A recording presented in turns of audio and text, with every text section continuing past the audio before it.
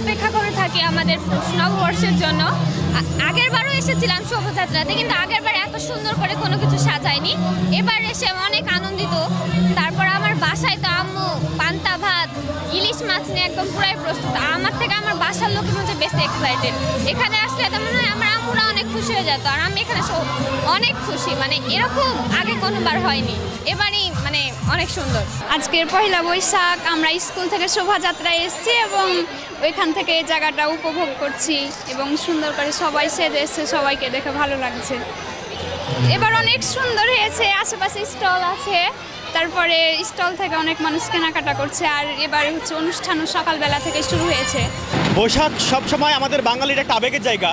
সে আবেগের জায়গা থেকে আমাদের সংস্কৃতি, সে সংস্কৃতি আমরা ধারণ করি, মনের প্রাণে ধারণ করি।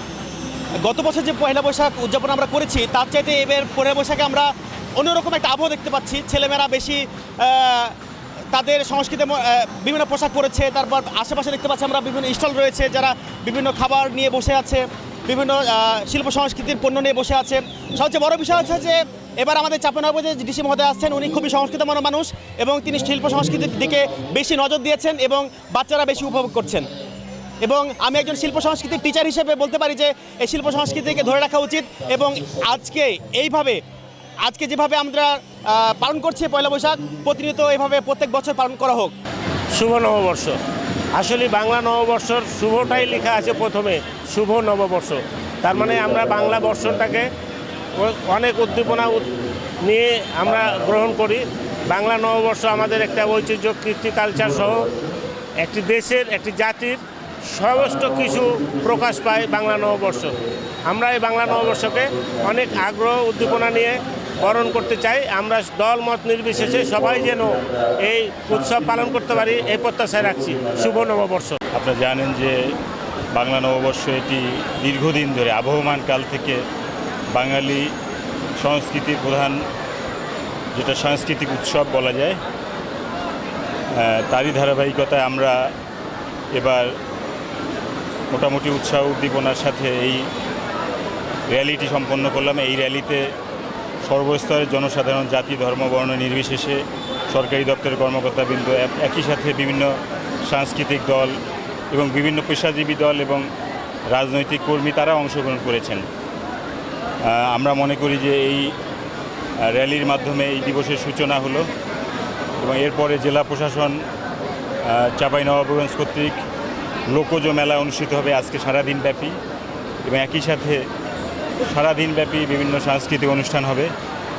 আমাদের বিশেষ করে এই অঞ্চলের চাঁপাইনবাবগঞ্জের যে ধরনের সাংস্কৃতিক ঐতিহ্য আছে, গম্ভীরা বা আলকাপ, এই ধরনের পারফরমেন্সও আছে।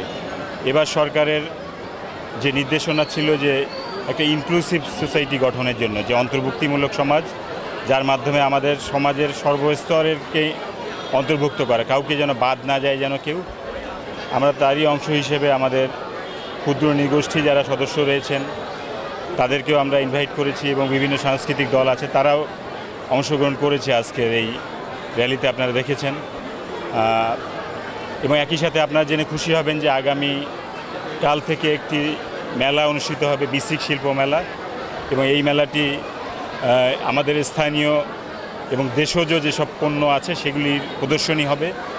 এখানে দর্শকরা আসবেন। আমি সর্বস্তরের চাঁপাইনবাবগঞ্জবাসীকে আমি ইনভাইট করছি যে আপনারা আসবেন এবং আমাদের যে দেশীয় পণ্য এটার ব্যবহারকে উৎসাহিত করবেন এবং এই শিল্প যেন বিকশিত হয় সেটাকে আপনারা উৎসাহিত করবেন। আজকে আমরা এই চাঁপাইনবাবগঞ্জ মঞ্চে অনেকগুলি সাংস্কৃতিক পরিবেশনা রয়েছে, বিশেষ করে নৃত্য, বিভিন্ন অঞ্চলের যে গান রয়েছে এবং একই সাথে এই অঞ্চলের যে সাংস্কৃতিক যে বৈশিষ্ট্যগুলি আছে সেগুলি পরিবেশিত হবে। আমাদের র্যালিতে ব্যাপক সংখ্যক জনসাধারণ অংশগ্রহণ করেছেন এবং আশা করছি যে এই মেলা, লোকজ মেলা এবং যে পরবর্তীতে যে সাংস্কৃতিক অনুষ্ঠান এখন যেটা শুরু হতে যাচ্ছে, এটাতেও ব্যাপক পরিসরে জনসাধারণ অংশগ্রহণ করবেন এবং উপভোগ করবেন। যেটা সংস্কৃতি বিষয়ক মন্ত্রণালয় এবং সরকারের ঊর্ধ্বতন কর্তৃপক্ষের পক্ষ থেকে আপনারা নিশ্চয়ই জেনেছেন যে যেহেতু এই মুহূর্তে একটি পাওয়ার ক্রাইসিস চলছে, এই জন্য সন্ধ্যার পূর্বেই, বিশেষ করে সন্ধ্যা 7টার মধ্যেই সকল অনুষ্ঠান সমাপ্ত করার জন্য নির্দেশনা দেওয়া হয়েছে এবং এটা আমরা এই নির্দেশনাটি আমরা সকলের নিকট পৌঁছে দিয়েছি। শুধুমাত্র চাঁপাইনবাবগঞ্জ জেলা প্রশাসন বা সদরেই নয়, আমাদের প্রতিটি উপজেলাতেও এই ধরনের অনুষ্ঠানগুলি আয়োজিত হতে যাচ্ছে এবং সকলেই এই নির্দেশনাগুলি প্রতিপালন করবেন। বাংলা নববর্ষ 1433-এর শুভেচ্ছা জানাচ্ছি, শুভ নববর্ষ। আজকে সকাল 9টায় র্যালির মাধ্যমে সর্বসাধারণের সর্বপ্রেশার সর্বশ্রেণীর মানুষের অংশগ্রহণের মাধ্যমে যে র্যালির দিয়ে যে নববর্ষের অনুষ্ঠান শুরু হলো, সেই অনুষ্ঠানে আমাদের পুলিশের ব্যাপক নিরাপত্তা বেষ্টনী ছিল। সেখানে অগ্রবর্তী টিম থেকে শুরু করে আমাদের পুরো র্যালিতেই পুলিশের উপস্থিতি ছিল। সেখানে ডিবি পুলিশ থেকে শুরু করে পোশাকি পুলিশ এবং আমাদের যে সিভিল পুলিশ সব ধরনের নিরাপত্তা বলয় সেখানে ছিল। এবং আজকে র্যালি পরবর্তী যে সাংস্কৃতিক অনুষ্ঠান বা মেলা জেলার বিভিন্ন জায়গায় চলছে, সমস্ত মেলাগুলোই আমাদের নখদর্পণে রয়েছে এবং আমাদের পুলিশের উপস্থিতি সব জায়গায় রয়েছে। যেহেতু জেলার কেন্দ্রীয় উদযাপন এই ডিসি জেলা প্রশাসক কার্যালয়ের সামনে হচ্ছে, এখানে আপনারা দেখছেন যে আমরা ব্যাপক সংখ্যক নিরাপত্তা কর্মী এখানে আমাদের কাজ করছে।